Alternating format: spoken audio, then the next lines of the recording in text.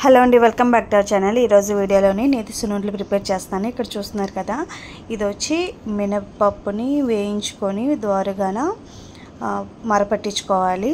అందులోనే మనం మినపప్పు 1 కేజీ తీసుకుంటే అందులో 1 గుప్పుడు బియ్యం వేసుకొని ఆడించుకుంటే బాగుంటుంది. ఇక్కడ కొలత ప్రకారం చెప్పాలంటే 1 గిన్నె మినప్పిండి తీసుకుంటే 1 గిన్నె పంచదార పొడి తీసుకొని 2 బాగా మిక్స్ చేసుకోవాలి. ఇప్పుడు ఈ సున్నుండల పిండి అలానే మనం తీసుకున్న పంచదార పొడి 2 బాగా మిక్స్ చేసుకోవాలండి. ఎలా అంటే మొత్తం పిండిలో కలిసిపోయేటట్టుగా అంత బాగా మిక్స్ చేసుకోవాలి. ఈ పంచదార కలిసేటట్టు బాగా మిక్స్ చేసుకున్న తర్వాత ఏ గిన్నెతో అయితే నేను కొలతల ప్రకారం తీసుకున్నానో సున్నుండల పిండి పంచదార, అదే గిన్నెలోని 1/4 కేజీకి కొంచెం ఎక్కువ, అరకిలోకి తక్కువ, ఆ విధంగా 300 గ్రాములు 350 గ్రాములు ఇలాగా నెయ్యి తీసుకున్నాను. నాకు సున్నుండల్లో నెయ్యి ఎక్కువ ఉంటే చాలా ఇష్టం అనమాట.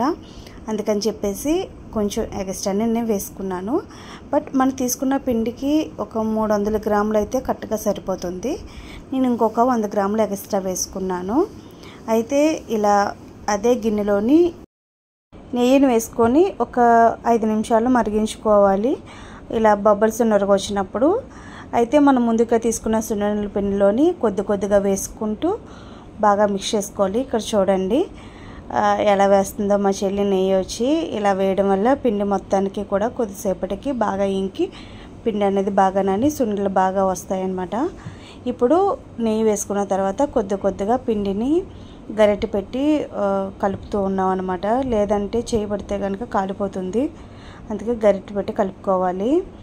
ఇలా మొత్తం కూడా మిక్స్ చేసుకొని 5 నిమిషాల పాటు గరిటె పెట్టుకొని కలుపుకోవాలండి.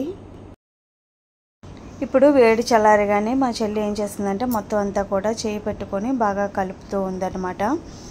ఇలా మొత్తానికి కలిపేసుకున్న తర్వాత మనకి ఉండ అవుతుందో లేదో ఒకసారి టెస్ట్ చేసుకోవాలి. అంటే కొంచెం మనం ఆ పిండిని చేతిలోకి తీసుకొని ఇలా ఒక్కసారి ఇలా పట్టుకొని చూస్తే అది ముద్ద అవుతుందో లేదో చూసుకుంటే కనుక పర్ఫెక్ట్గా నెయ్యి సరిపోయినట్టు.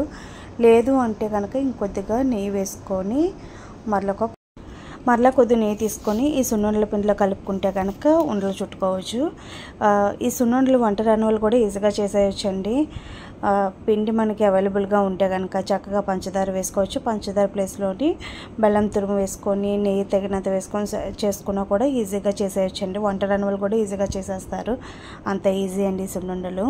అయితే చాలా సాఫ్ట్గా ఎంత బాగా వచ్చాయంటే నోట్లో పెట్టుకుంటే ఇట్టే కరిగిపోతుంది. అంత బాగా చేసామండి సున్నుండలు. అయితే నేను మా చెల్లిని ఇక్కడ క్రెడిట్ గోస్ట్ మా చెల్లికి ఇచ్చేసేయచ్చు. అంత బాగా చేసిందనమాట. వంట రాని వాళ్ళు కూడా ఈజీగా ఈ సున్నుండలు ప్రిపేర్ చేసుకోవచ్చండి. అసలు పెద్ద కష్టపడాల్సిన అవసరం లేదు. అంత ఈజీ ప్రాసెస్లోనే సున్నుండలు ప్రిపేర్ చేసుకోవచ్చు. అలానే చాలామంది ఏమైనా పిల్లలు స్నాక్స్ అడగగానే ఇంట్లో కనుక మినపగుళ్ళు ఉంటే కనుక ఇలాగ సున్నుండలు ప్రిపేర్ చేసి పెడితే కనుక టేస్టీ అయినా ఎమ్మీ అయినా రెడీ అయిపోతాయండి సున్నుండలు క్విక్ అండ్ ఫాస్ట్గానా. ఇక్కడ మేము సున్నుండలు ప్రిపేర్ చేస్తున్నప్పుడే మా పిల్లలు వచ్చి సున్నుండ తీసుకొని టేస్ట్ చూసారు. చాలా బాగున్నాయమ్మా అని చెప్పేసి అన్నారనమాట. అంత బాగా వచ్చాయండి. చేస్తున్నప్పుడే కొన్ని లాగించేశారు. అంత టేస్టీగా ఉన్నాయి. మీకు ఈ వీడియో కనుక నచ్చినట్టయితే లైక్ చేయండి, షేర్ చేయండి, సబ్స్క్రైబ్ చేయండి. Thank you for watching. Okay, మీరు ఇచ్చే లైక్ ఈ వీడియోకి ఎంతో సపోర్ట్ అవుతుందండి. ప్లీజ్ లైక్ చేయండి.